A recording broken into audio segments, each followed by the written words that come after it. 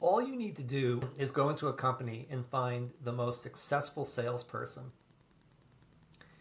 And when you talk to them, although they might not call it value or they won't talk about it in the same way that I do or other pricing consultants do, they are selling value.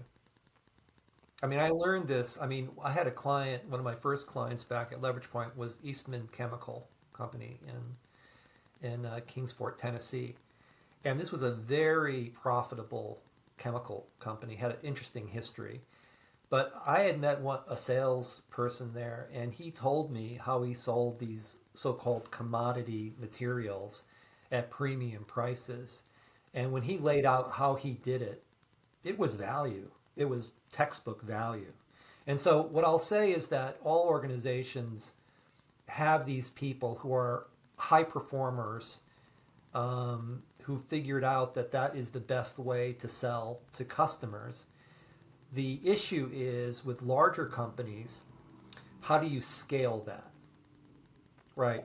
So they'll scale it with a tool, or they'll scale it with a training program, or they'll scale it a lot of different ways. And as you say, you can spend a lot of money on that to do that. And I think there's a big unmet need for what I call coaching. It means that I could work with an individual or a small team, and within their span of control, so they may not be able to change their pricing strategy, I can work with them and say, hey, look, here are your differentiators for this particular deal.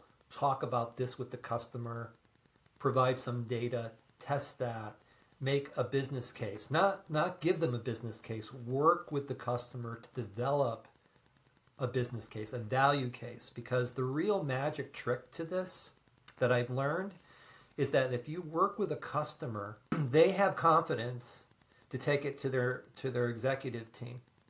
And then you get the approvals and whatnot. And so that's what I want to focus on, is I want more people to do that, and that's how you scale it. But I think you're right on those large scale change management exercises really have a poor track record.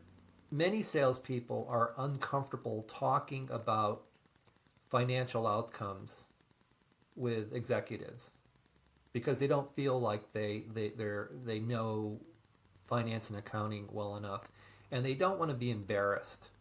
So if they start talking about costs or ROI, and they're talking especially with a financial person or a CFO, and the CFO turns on them and they ask them some questions, they'll become embarrassed.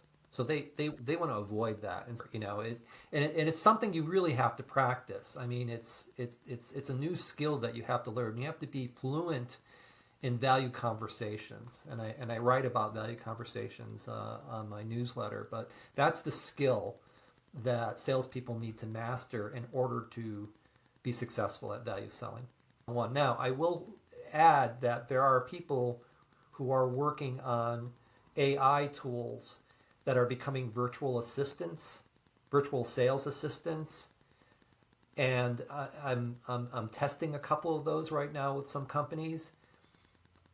I think they're not there yet, but I think in the future, I think AI will play a huge role in coaching a salesperson.